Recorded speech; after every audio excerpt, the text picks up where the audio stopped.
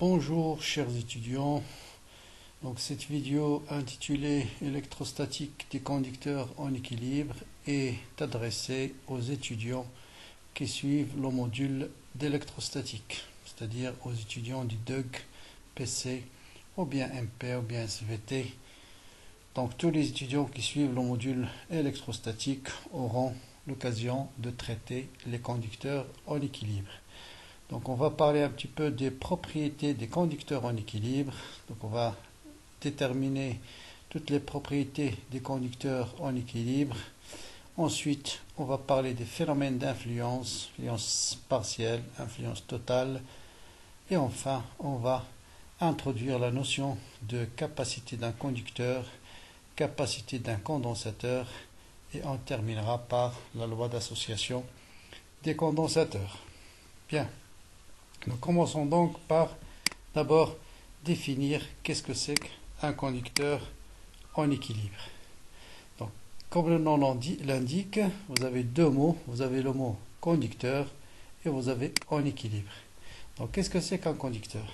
Donc, un conducteur, c'est un matériau qui contient des charges libres, mobiles, qui peuvent se déplacer sous l'effet d'un champ électrique, aussi faible soit-il. C'est-à-dire, si c'est un conducteur, c'est tout matériau. Dès que vous lui appliquez un champ électrique ou bien une différence de potentiel, vous allez avoir un mouvement de charge. D'accord? Quand est-ce qu'on dit que ce conducteur est en équilibre? On parle d'un conducteur en équilibre lorsqu'il n'y a pas de mouvement d'ensemble de porteurs de charge. Bon. Porteurs de charge, bien sûr, ça peut être des électrons dans les métaux, ça peut être des anions, ça peut être des cations en solution. Donc, si il n'y a pas un mouvement d'ensemble des charges, dans ce cas-là, on parle d'un conducteur en équilibre. Et à partir de cette définition, on va énumérer toutes les propriétés de ce conducteur. D'abord, quel est le champ à l'intérieur d'un conducteur en équilibre? On va les déduire à partir de cette définition. Du moment qu'il n'y a pas un mouvement d'ensemble des charges, ça veut dire les charges ne sont soumises à aucune force. La somme des forces appliquées aux charges est égale à 0. Or, s'il y avait un champ électrique, la force qui s'applique à la charge électrique, c'est, d'après la loi de Coulomb, c'est Q fois E. Donc cette force, elle est nulle. Ça veut dire tout simplement, obligatoirement, le champ à l'intérieur, elle est nul. Donc voilà la première propriété. Sinon, on raisonne par l'absurde. Si le champ n'est pas nul, les charges vont être soumises à un champ électrique qui est un champ électrique et par conséquent à une force F est égale à Q fois E. Et donc, on va assister à un mouvement de charge dans le conducteur. À partir de cette propriété, on va déduire tout de suite la deuxième caractéristique d'un conducteur en équilibre. En appliquant le théorème de Gauss, se forme le CAL, c'est-à-dire la divergence d'un champ électrique, d'après le théorème de Gauss, est égal à quoi? Est égal à la densité de charge en un point où on calcule la divergence divisé par epsilon 0. Or, le champ à l'intérieur, il est nul. Ça veut dire partout, quel que soit le point où je prends à l'intérieur du conducteur, la divergence en un point interne du conducteur doit être nulle, parce que le champ, il est nul. Et par conséquent, la charge à l'intérieur de ce conducteur en équilibre, elle est nulle. Autrement dit, si on introduit des charges dans un conducteur en équilibre, tout de suite ces charges vont immigrer vers la surface du moment qu'à chaque instant, la charge volumique doit vérifier cette condition, ρ est égal à 0. Faites très attention. Le fait de dire ρ égale à 0, voilà, ça signifie bien sûr que le conducteur ne contient pas de charge. Peut-être qu'on aura à l'esprit cette image-là. Mais la réalité, c'est ça. Ρ égale à 0, ça veut dire qu'il y a des charges positives, il y a des charges négatives. Mais si je prends un élément de volume à l'intérieur du conducteur, vous voyez bien que la densité de charge volumique, elle est nulle. J'ai autant de charges positives que de charges négatives. Donc ρ égale à 0, ça veut dire que le conducteur, il est neutre. D'accord? Il y a des charges positives, qui sont en général des ions qui sont fixes, et il y a des électrons qui tournent, qui se déplacent, mais le mouvement est tellement aléatoire que si je prends un élément de volume d de V, À chaque instant, cet élément de volume va contenir une charge volumique nulle. Donc voilà deux premières propriétés. Champ à l'intérieur, elle est nulle. Densité de charge volumique, elle est nulle. À partir de là, on va déterminer les autres propriétés. On va passer maintenant au potentiel. Quel est le potentiel à l'intérieur d'un conducteur en équilibre? Donc voilà le volume d'un conducteur. Je prends deux points de ce volume-là, le point A et le point B. Et je veux calculer la circulation d'un champ électrique entre A et B. D'accord? Donc par définition, à quoi est égal la circulation de A et B d de V? Je vous rappelle, par définition, d de V, c'est moins E scalaire d de L. D'accord? Si je calcule la circulation de A et B, ça va vous donner moins l'intégrale de A à B, E scalaire d de L. Or, partout, au volume, vous avez le champ, il est nul. Donc, cette intégrale va être égale à 0, quel que soit le contour que j'ai choisi, de A à B, quel que soit le parcours. Et puisque, quel que soit le parcours, ceci est égal à 0, or, ça, c'est égal à l'intégrale de A à B d de V, qui est tout simplement V de A moins V de B. Donc, la différence de potentiel entre ces deux points est égale à 0, quel que soit le point A et B à l'intérieur de ce volume. Ça veut dire tout simplement que le volume du conducteur est un volume équipotentiel. Donc partout, vous avez le même potentiel et également la surface. Je peux prendre bien sûr le champ ici, le point A ici et le point B sur l'autre surface. Donc le volume et la surface du conducteur sont des équipotentiels. Bien, voilà la troisième propriété. Maintenant, on va voir qu'est-ce qui se passe au voisinage d'un conducteur. Donc voilà un conducteur qui est chargé positivement. Et le but, c'est de déterminer à quoi est égal le champ juste au voisinage de la surface. D'accord? Premièrement, donc le volume occupé par la matière conductrice, donc ça est un volume équipotentiel, c'est ce qu'on a montré. Donc maintenant, passons au champ au voisinage d'un conducteur. Puisque on vient de montrer que le volume et la surface d'un conducteur sont des équipotentiels. Donc je prends deux points de la surface, le point A et le point B. D'accord? Donc voilà un élément de longueur d de L, un élément de longueur de la surface. Or, V c'est une constante, ça veut dire cette différentielle d de V entre A et B, puisque V est constant, donc d de V égale à 0. Or, par définition, d de V qui est égal à E scalaire d de L. Donc d de L c'est un élément de longueur de la surface du conducteur. E, c'est le champ supposé qui existe au voisinage d'un conducteur. Donc pour le moment, ce n'est pas cette direction. Mais le fait que E scalaire d de L soit égal à 0, quel que soit d de L de la surface, parce que quel que soit l'élément d de L, vous avez toujours d de V égal à 0. Donc obligatoirement, s'il existe un champ, il doit être perpendiculaire à la surface du conducteur. Bien. Maintenant, on veut calculer à quoi est égal son module. Donc pour cela, on va prendre cette surface de Gauss là. Donc l'essentiel, c'est un cylindre de hauteur h très très faible. On va tendre h vers 0 pour négliger ce qu'on va appeler le flux latéral, donc de hauteur h qui tend vers 0, très très aplati, parce qu'il nous intéresse juste au voisinage du conducteur. Et on va essayer de calculer le flux de ce champ électrique à travers ce conducteur-là. Donc le flux va être égal à quoi? Va être le flux à travers cette surface-là. D'accord? Donc ça, c'est d de S, c'est un vecteur qui est perpendiculaire à la surface, dirigé de l'intérieur vers l'extérieur. Ça, c'est un élément de la surface latérale, d de S de la surface latérale. Ici, ça ne nous intéresse pas. Quelle que soit d'ailleurs la forme, il suffit de fermer cette surface-là pour que la surface de Gauss soit fermée. Mais on peut garder un cylindre, mais ça peut être n'importe quelle forme. Pourquoi? Parce que le champ à l'intérieur, il est nul. Donc le flux à travers cette surface-là va être égal à 0, quelle que soit sa forme. Donc qu'est-ce qu'il va rester? Donc le flux à travers ce cylindre, bien sûr, est égal à la charge intérieure à ce cylindre divisé par epsilon 0. Donc pour calculer ce flux-là, je disais, on va ajouter une hypothèse, on va tendre h vers 0. Donc on va choisir ce cylindre de hauteur la plus faible possible pour que le flux latéral soit négligeable. D'accord? En plus, si h tend vers 0, puisque E est perpendiculaire à d de S, vous voyez bien que d de S va être perpendiculaire à E. Donc ce flux latéral, il est nul. D'accord? Donc qu'est-ce qu'il reste? Il reste juste le flux à travers cette surface-là. Donc, Voilà, donc voilà la surface latérale, voilà la surface de base. Donc le flux à travers ce cylindre va se réduire à le flux à travers cette surface, parce que le flux latéral il est nul. Ici, quelle que soit la forme de la surface, le flux il est nul puisque le champ il est nul. Donc maintenant, quelle est la charge intérieure à ce cylindre? Et bien sûr, ça sera l'intersection de ce cylindre avec cette surface-là, parce que cette surface elle est chargée.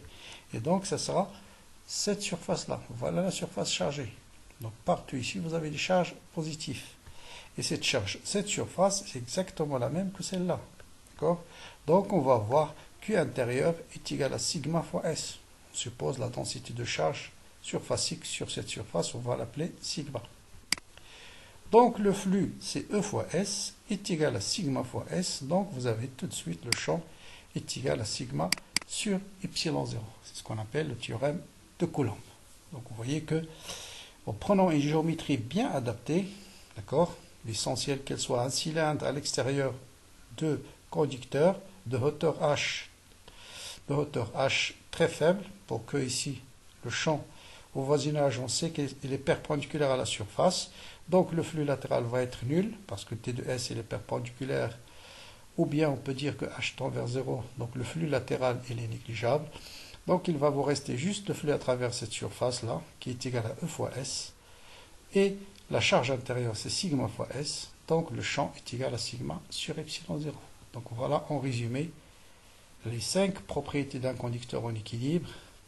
Premièrement, E à l'intérieur égale à 0. À partir de là, on montre les deux autres, ρ à l'intérieur égale à 0. Le potentiel, il n'y a pas de flèche ici, le potentiel à l'intérieur est égal à une constante, et en surface d'ailleurs. Et la même chose en surface, vous voyez qu'en surface et en volume, le champ vaut V0, et le champ partout, il est perpendiculaire à la surface, partout, il est perpendiculaire à la surface, et sa valeur est égale à sigma sur epsilon 0.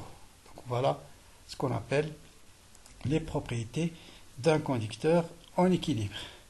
Maintenant, on va voir qu'est-ce qui se passe lorsqu'on creuse une cavité vide à l'intérieur. Ici, vous avez du vide, hein, il n'y a rien.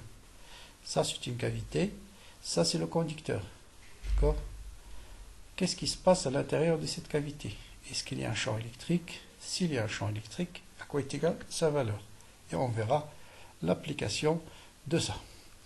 Donc, pour montrer s'il y a un champ électrique, je prends 2 points M de la surface interne de la cavité, M et N, et puis je prends un parcours quelconque qui va de M vers N. Donc, par définition, puisque cette surface-là est une surface équipotentielle, Vm moins Vn, bien sûr, est égal à quoi? Il est égal à 0. Hein? Pourquoi? Parce que le volume est la surface de ce conducteur qui est en équilibre, par définition. On part d'un conducteur en équilibre. Donc on va appliquer les propriétés d'un conducteur en équilibre. Donc le volume et la surface sont des équipotentiels. Donc si je calcule la circulation entre deux points de la cavité, quel que soit le parcours, V de M moins V de N égale à 0. Or, par définition, V de M moins V de N, c'est égal à l'intégrale de M à N fois E scalaire D de L. Donc, d'accord? Ça, c'est la définition du potentiel. Donc, ça, c'est égal à 0. Quel que soit le parcours, ceci ne peut être vrai que si le champ est nul. Et donc, le champ à l'intérieur de la cavité, obligatoirement, est égal à 0. Donc, voilà la première propriété de la cavité creusée à l'intérieur d'un conducteur en équilibre. Maintenant, est-ce qu'il y a des charges sur cette surface-là? Sur cette surface-là. Pour ce faire, je vais prendre une surface de Gauss ici à l'intérieur de ce conducteur, bon, sphérique d'ailleurs, quelle que soit sa forme, pas nécessairement sphérique, l'essentiel que ce soit une surface fermée. Et quel est le flux de E à travers cette surface fermée? Je vous laisse une minute de réflexion. À quoi est égal le flux de ce champ électrique à l'intérieur, le flux de champ électrique à travers cette surface fermée, quelle que soit la nature de cette surface, sphérique ou autre. Hein? Il serait égal à quoi? Il serait égal à 0. Pourquoi? Parce qu'on vient de montrer que le champ à l'intérieur d'un conducteur il est nul. Donc le flux à travers n'importe quelle surface fermée qui traverse l'intérieur de ce conducteur doit être égal à 0. Or, par définition, le flux est égal à quoi? Est égal à la charge intérieure divisé par epsilon 0. Donc, obligatoirement, il n'y aura pas de charge sur cette surface, parce qu'on a montré qu'il n'y a pas de charge en volume maintenant, puisque le flux à travers cette surface est nul, sa charge intérieure soit égale à 0, et donc la charge à l'intérieur de cette surface est égale à 0, ça veut dire qu'il n'y aura pas de charge dans cette cavité. Et comme application, il y a ce qu'on appelle la cage de Faraday, c'est-à-dire, on va voir qu'une cage de Faraday joue le rôle d'un, d'accord, donc va jouer le rôle d'une protection, il va protéger contre des charges externes. Voilà ce qui se passe. Vous avez ici un conducteur à l'intérieur duquel vous avez une cavité. On va placer un deuxième conducteur, on va placer un deuxième conducteur à l'intérieur du premier, c'est-à-dire à l'intérieur de la cavité de celui-là. Au départ, celui-là, il est neutre, il n'est pas chargé. Et on va rapprocher, par exemple, un conducteur chargé. Et ce qui se passe, on verra tout à l'heure que lorsque je rapproche un conducteur chargé d'un conducteur neutre, celui-là va créer un champ électrique partout dans l'espace. Ce champ va déplacer les charges négatives dans le sens inverse au champ électrique. Ce champ créé par ce conducteur, il est là. Donc les charges négatives vont se déplacer dans le champ inverse parce que la force c'est Q fois E. Comme la charge est négative, donc la force est... Donc cette partie va être chargée négativement. Et comme le conducteur est neutre, il doit rester neutre parce qu'il y a conservation de charge. Donc s'il y a apparition de charge négative de ce côté, il y aura apparition de charge positive de l'autre. Mais comme à l'intérieur de la cavité le champ est nul, on vient de le montrer, celui-là ne sera pas perturbé par ce champ-là. Donc vous voyez que là, c'est une protection. Donc pour être protégé contre les champs externes, il faut travailler à l'intérieur d'une cage métallique. D'accord? Bien. Maintenant, on va voir une application de ces conducteurs en équilibre. C'est ce qu'on appelle le pouvoir des pointes. Qu'est-ce que c'est que le pouvoir des pointes? Imaginons ici, vous avez un plan infini. On va supposer ici un segment assez long pour négliger juste l'effet de bord. Le champ électrique créé par ces charges-là, il est représenté par les flèches en bleu. Pourquoi? C'est des charges négatives, donc le champ est dirigé de l'extérieur vers la charge. Donc ça, c'est avant d'introduire, qu'est-ce qu'on va faire? Dans cette configuration-là, je vais introduire un conducteur de cette forme-là. Et qu'est-ce qui se passe? Vous allez voir 6 lignes de champ qui vont changer. Et vous allez voir une perturbation des lignes de champ par la présence de ce conducteur.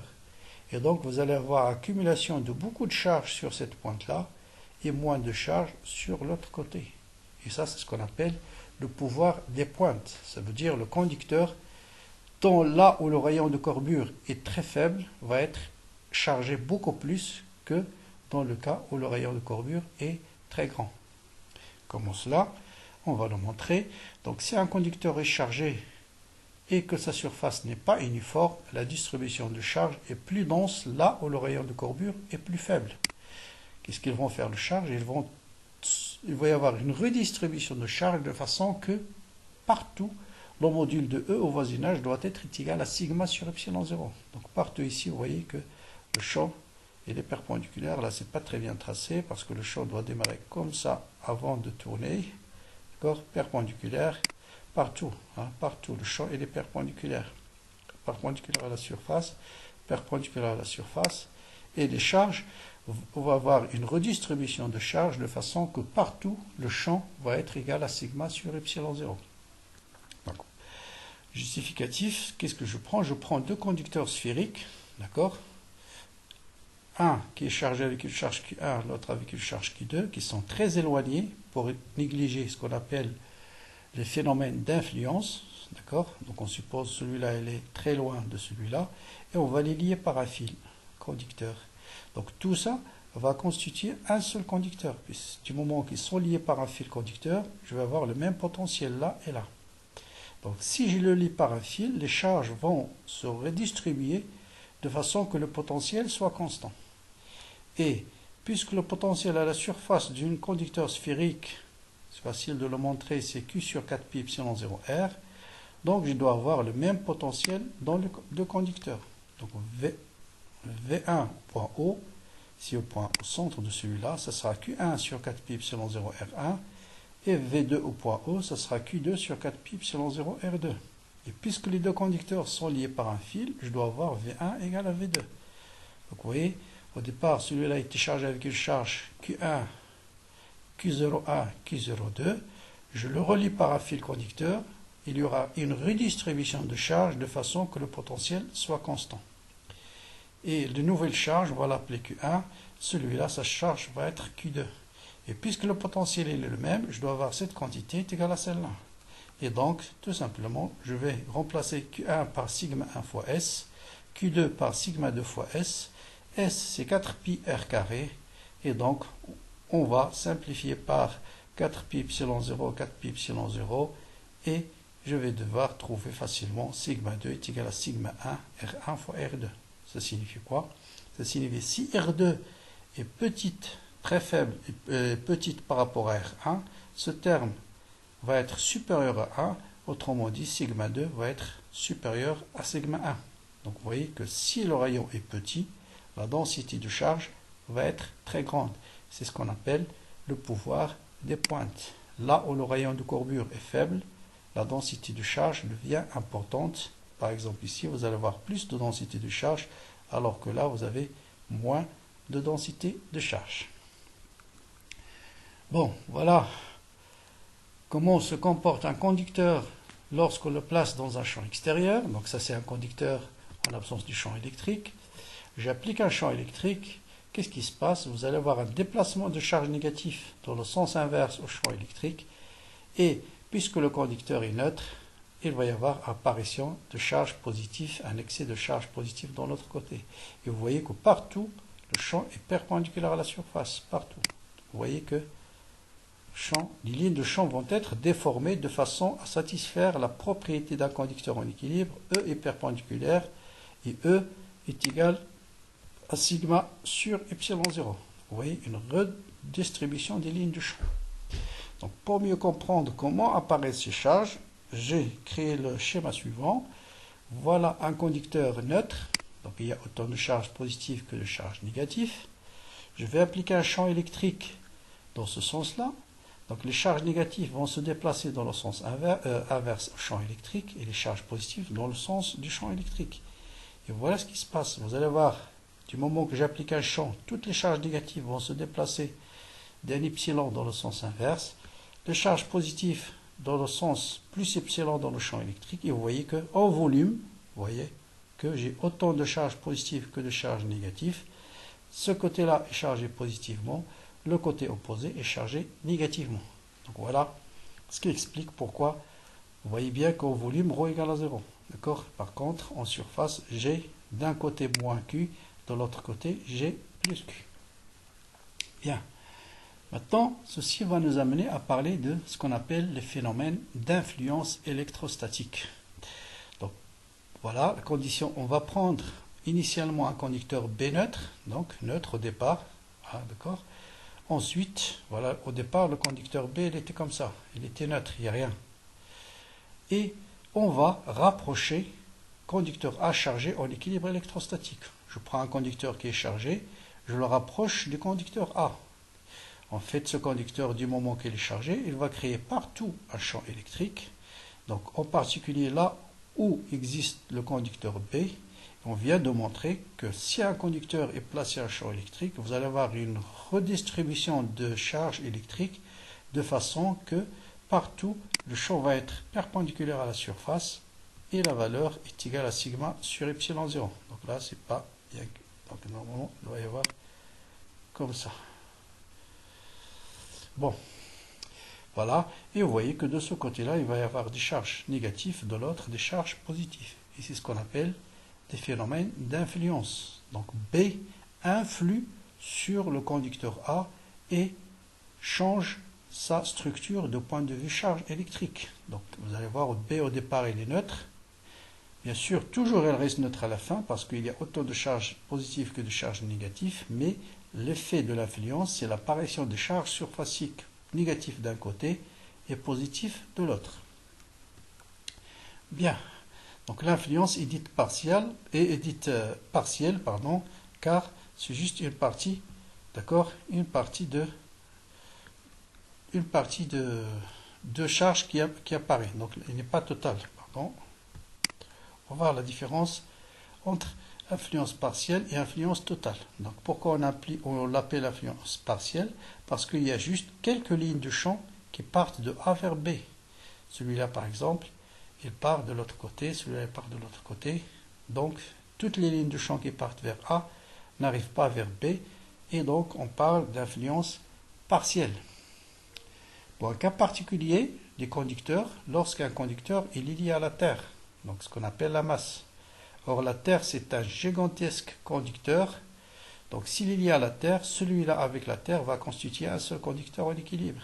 Donc vous approchez un conducteur chargé, donc vous allez avoir des charges positives d'un côté, normalement s'il n'est pas lié à la Terre, des charges positives de l'autre, mais du moment que c'est ça, avec la Terre, ça constitue un grand conducteur, les charges positives vont s'écrouler vers la Terre et donc elles restent neutres. Donc vous voyez pourquoi on met les appareils électriques à la Terre pour empêcher l'apparition des charges à la surface de ces conducteurs-là.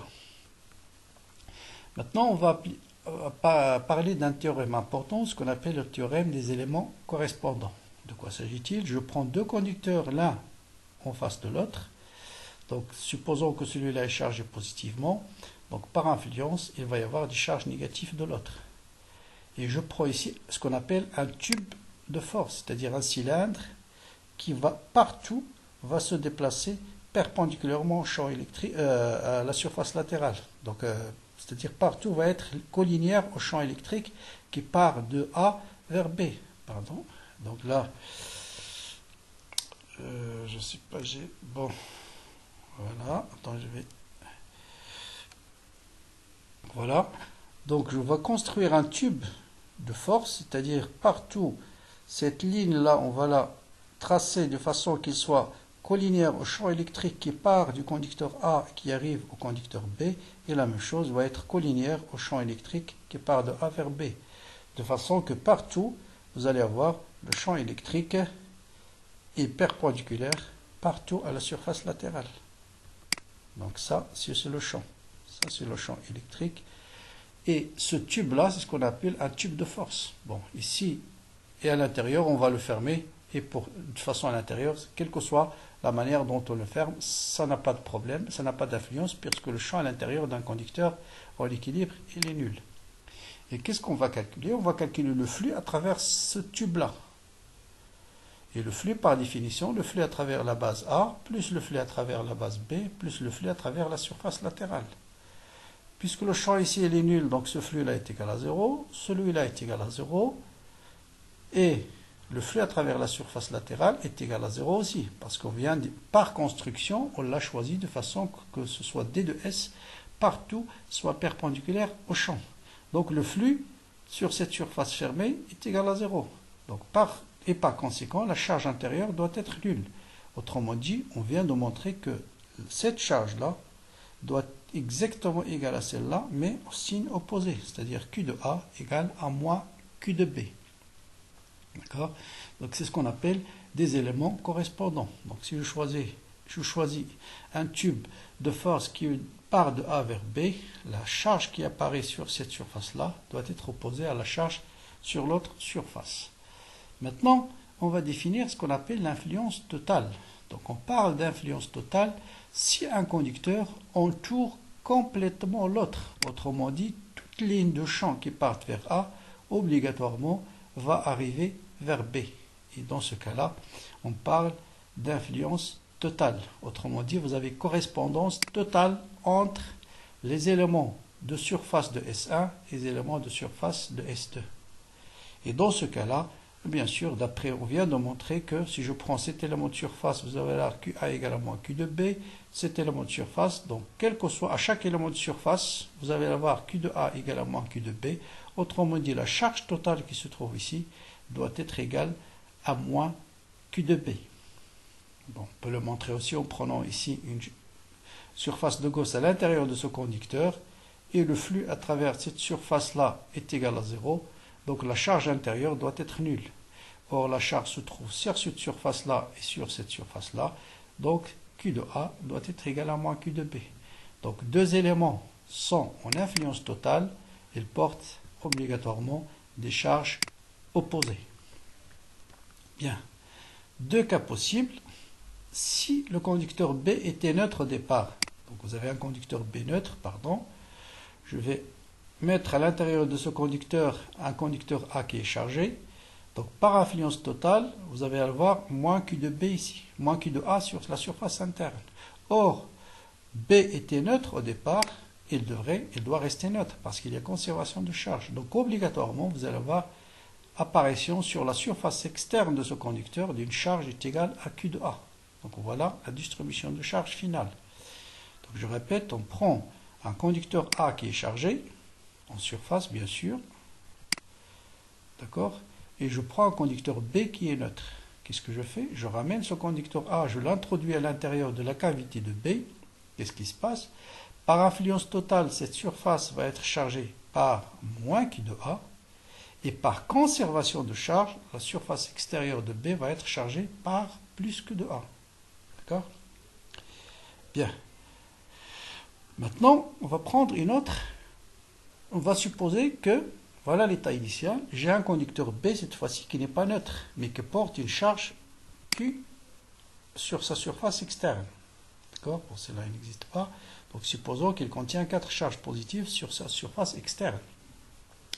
Je fais la même expérience, c'est-à-dire je prends un conducteur A qui est chargé en surface, je l'amène, je l'introduis à l'intérieur de la cavité de B.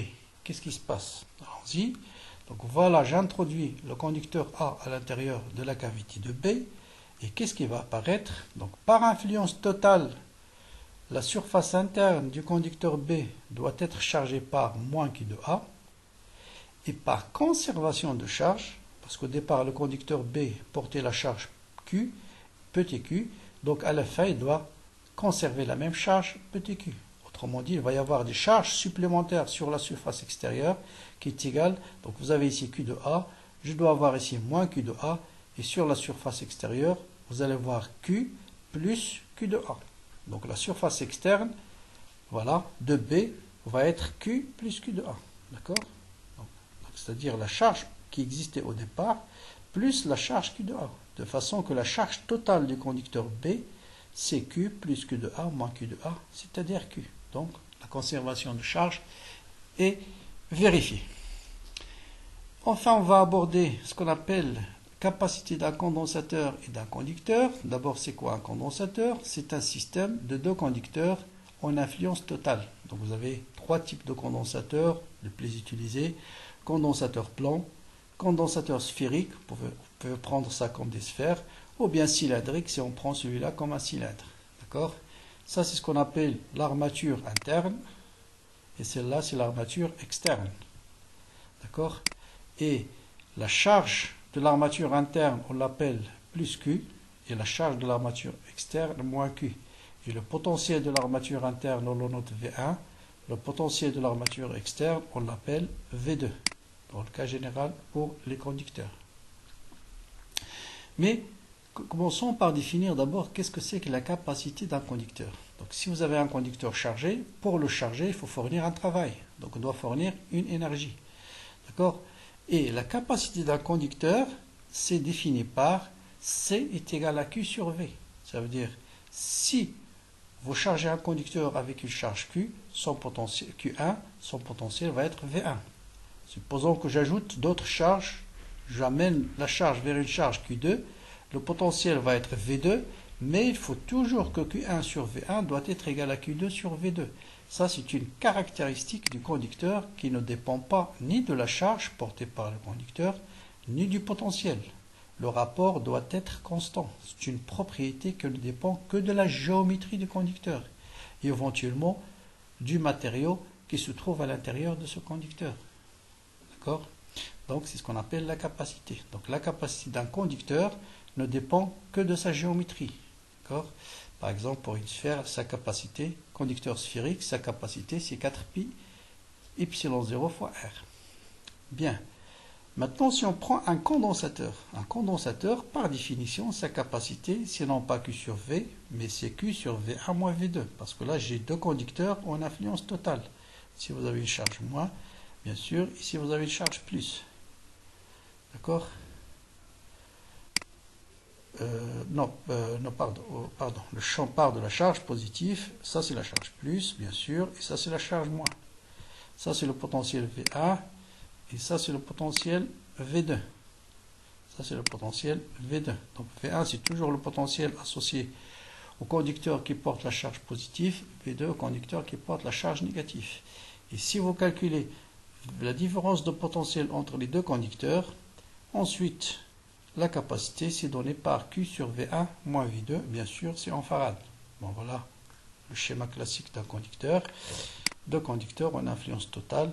L'un porte la charge Q, l'autre porte la charge moins Q. Voilà un exemple d'application. On veut déterminer la capacité d'un condensateur plan. Et je vais vous dire la démarche à suivre dans le cas général, quel que soit le condensateur. Première chose, déterminer le champ entre les armatures. C'est-à-dire, on a un point ici à l'intérieur du condensateur. Ensuite, déterminer la circulation du champ entre le conducteur 1 et le conducteur 2. Calculer l'intégrale d de V entre 1 et 2. Il faut mettre les bornes. Et à partir de là, vous allez déterminer V1 moins V2. Et après, il suffit d'exprimer V1 moins V2 en fonction de la charge totale de chaque armature. Et faites le rapport et vous avez la capacité. Donc, le champ électrique entre les armatures d'un condensateur plan, on l'a montré, mais je vais le montrer juste, je vais faire la démonstration après, c'est sigma sur epsilon 0. Vous calculez la circulation entre V1 et V2, donc c'est l'intégrale entre 1 et 2, d'accord, l'intégrale d de V entre 1 et 2, E scalaire d de L. Donc là, c'est le potentiel 1 entre 1, potentiel 1 et le potentiel 2. D'accord? Donc l'intégrale d de V entre 1 et 2, normalement, ça vous donne V2 moins V1. Mais comme c'est égal à moins l'intégrale de E d de L, le signe moins, on le ramène de l'autre côté, et ça, vous obtenez tout bien sûr V1 moins V2. Le champ, il est constant. Je prends ici un contour d'intégration sigma une droite. Donc partout, E est parallèle à d de L. Donc E est constant, donc ça vous donne E fois D. D, ou bien E fois l'épaisseur. C'est la même chose, D. Je remplace E par sa valeur, c'est sigma sur epsilon 0 fois D. Après, vous remplacez Q par sigma fois S, c'est-à-dire Q est égal à sigma fois S, autrement dit, sigma c'est Q sur S. Et donc, vous remplacez ici et vous allez obtenir la capacité C est égal à epsilon 0 fois S sur D. Donc voilà la méthode générale pour déterminer la capacité de n'importe quel condensateur. Donc déterminer le champ entre les armatures, calculer la circulation du champ entre le conducteur 1 et le conducteur 2. Donc vous allez déterminer cette circulation-là. Après, il suffit de faire apparaître la charge Q ici. Ensuite, vous faites le rapport Q sur V1 moins V2 et vous obtenez la capacité. Donc voilà, maintenant je vais vous expliquer d'où vient le champ E égale à sigma sur epsilon 0. Prenons un plan infini, chargé avec une densité de charge plus sigma. D'accord? Les règles de symétrie, donc je ne vais pas rentrer dans les détails, j'ai déjà fait une vidéo large sur comment calculer le champ en appliquant le théorème de Gauss, mais je rappelle l'essentiel. Donc d'abord, il faut montrer la direction de E par les règles de symétrie. Vous voyez bien que le plan XZ, si le plan est infini, le plan XZ est un plan de symétrie, le plan YZ est un plan de symétrie, donc le champ va être suivant l'axe des Z, d'accord? Et vous avez invariance par translation suivant X, invariance par translation suivant Y, parce que le plan est infini, donc le champ, s'il dépend, il ne dépendra que de Z. Donc ceci, obligatoirement, va nous amener, puisque le champ est suivant l'axe Z, il faut choisir une surface de façon que le flux soit le plus simple possible. Et le flux, la surface où le flux est plus simple, c'est un disque. Donc le flux à travers cette surface-là, parce que D de S va être parallèle à E. Maintenant, on a besoin de choisir une surface fermée, donc je dois fermer ce disque par un cylindre. D'accord? Et vous voyez que je dois choisir le cylindre à la même distance du plan. Ici, obligatoirement, vous avez la même distance. Pourquoi? Parce que le champ ne dépend que de Z pour que ce champ-là soit exactement en module égal à celui-là. D'accord? Ça, c'est très important. Et maintenant, vous voyez que le calcul de flux à travers ce cylindre va être le flux à travers cette surface, plus le flux à travers cette surface, et le flux latéral est égal à 0. Parce que le flux latéral, sur la surface latérale, vous avez E est perpendiculaire à D de S. Maintenant, quelle est la charge intérieure au cylindre? C'est cette partie-là. Et cette charge-là, si celui-là est chargé avec une densité de charge surface X sigma, ce sera tout simplement sigma fois S, qui est la même que celle-là, qui est la même que celle-là. Et donc, si on applique le théorème de Gauss, le flux va être E fois S, plus E fois S, est égal à sigma fois S sur epsilon 0. Vous simplifiez par la surface, et vous obtenez tout de suite E égale à sigma sur 2 epsilon 0. Donc ça, c'est le champ créé par un plan, un seul plan. Ce qui nous intéresse, c'est le champ créé par quoi? Par le condensateur. Donc voilà, je prends le condensateur et on va utiliser ce qu'on appelle le théorème de superposition. Voilà un premier plan, c'est un plan qui est chargé avec plus sigma. Il va créer partout dans l'espace un champ de module sigma sur epsilon 0. Bien sûr, si vous avez des charges positives, le champ est toujours dirigé de la charge vers l'extérieur, de la charge vers l'extérieur, de la charge vers l'extérieur. D'accord? Maintenant, je vais superposer à ce plan-là un deuxième plan, mais cette fois-ci chargé avec moins sigma. Ce plan-là, oubliez maintenant celui-là, celui-là va créer aussi partout un champ de module sigma sur 2 epsilon 0, mais le champ doit être dirigé vers la charge. Le champ va être dirigé vers la charge. Le champ est dirigé vers la charge. Le champ est dirigé vers la charge. Partout. Et vous voyez maintenant, bien qu'à l'extérieur du condensateur, le champ va être nul. Pourquoi? Parce que vous avez la somme de deux vecteurs de même module de sens opposé. Par contre, à l'intérieur, les deux vecteurs, ils ont le même sens. Et donc, le champ est égal à sigma sur epsilon 0. Bien. Donc, à l'extérieur, bien sûr, c'est 0.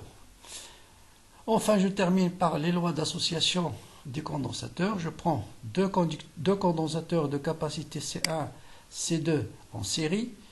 Donc en série, ça veut dire, bien sûr, ils se trouvent sur le même, ils sont parcourus par le même courant électrique.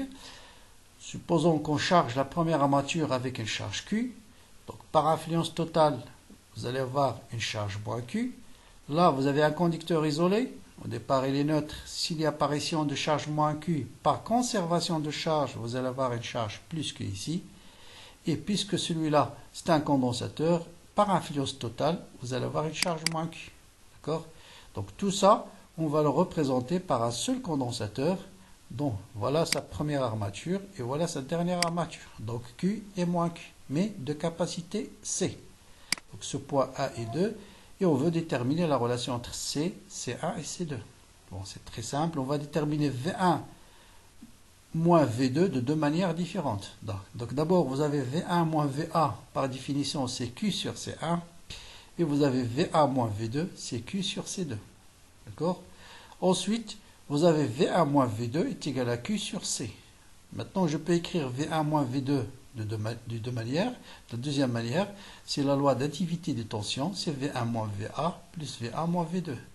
Et donc je remplace chaque terme par sa valeur. Vous avez V1 moins V2 est égal à Q sur C, il est là. C'est égal à V1 moins VA, c'est Q sur C1, plus VA moins V2, c'est Q sur C2.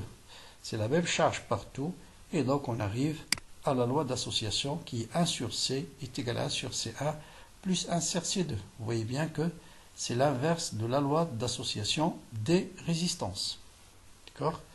Si maintenant les condensateurs sont en parallèle, je prends un condensateur là de capacité C1, celui-là de capacité C2. En parallèle, vous avez la même différence de potentiel entre les deux.